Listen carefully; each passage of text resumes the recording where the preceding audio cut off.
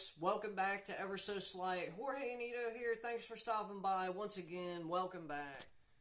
Today is in dedication to the great Mr. Harry Lorayne, respectively. Most of you know that he passed just a few weeks back, just short of his 97th birthday. That's a lot of years. And those years were filled with a huge body of wonderful card magic for us to enjoy. Not just card magic. He had great stuff on his memorization system. He would go on television to promote it. He's on film so much, teaching things, stuff that we would, especially for me, would later go on to use. I've featured some of his material on the channel before. A quick example would be the drop switch and my take on that. The man was just a pure genius. So today we're checking out his invisible pass. Now if you look up the invisible pass, you'll see this, you'll see that.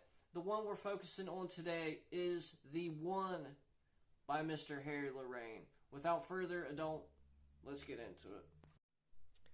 So I think it's important before we actually get into the tutorial.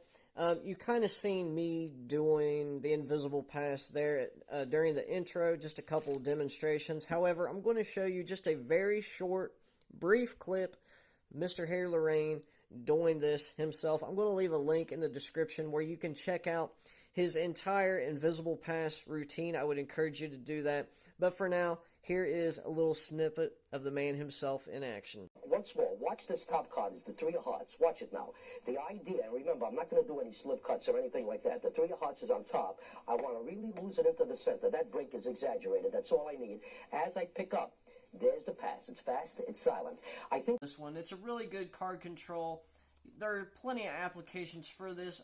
Here are two ways to approach this card control. Okay, so essentially you're showing a spectator selection or just the top card. In this case, the Ace of Hearts. And really what this is holding back a card during cutting the deck, right? That's essentially what it is. The most important part of this is angles. This is very angle sensitive. Obviously, you don't want them to see something like this, right? That would be terrible.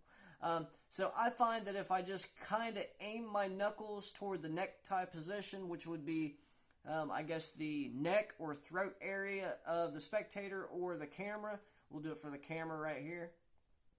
You can see you can't really see anything.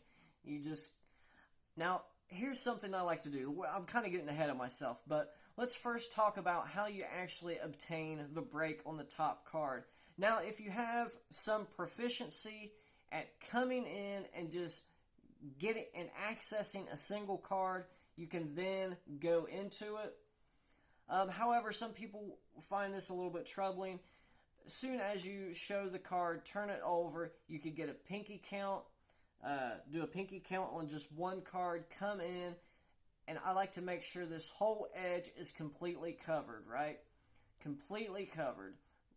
Then it's up to you. I like to turn the deck around. Obviously, this would be a flash too.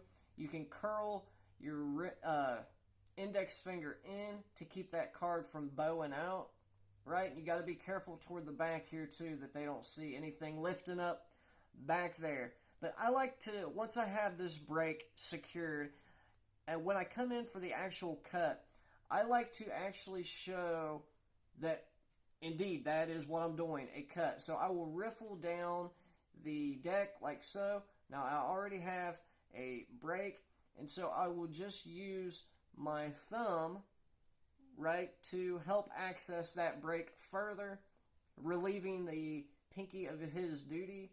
And from there, yeah, you'll just pick up. And you can even show that, hey, yeah, I've picked up. Now, like I said, you have to keep this whole thing covered because when you come away with this, there's going to be a card coming along for the ride. Okay, so again, riffle down, pick up. And from here, when I get ready to drop the cards, that's when I turn as if to, placing the cards down. And I'm coming away with that card, placing it on the second packet, placing it down. You have the little convincer where you could show that, hey, this is where that card was, right? And then there you have it. The second way of obtaining a break is to do an Remedies break. Now, this is essentially an Remedies break right here, where instead of obtaining a break from the back, you do it from the front, the upper right-hand corner, right? I do this when I'm coming in with the other hand to initiate the break. Exposing here, I just push this card over into the area between the pinky and the ring finger, right? And as soon as I have that secured, I line everything up. I go into the rest of the Sleight.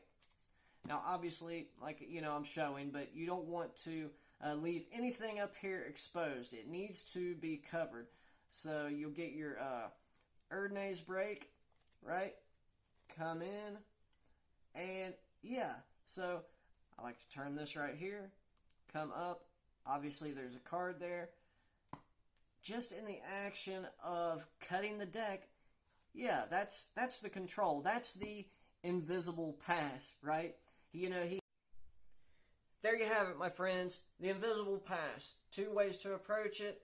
Jorge Anito here, ever so slight, signing off. Be blessed.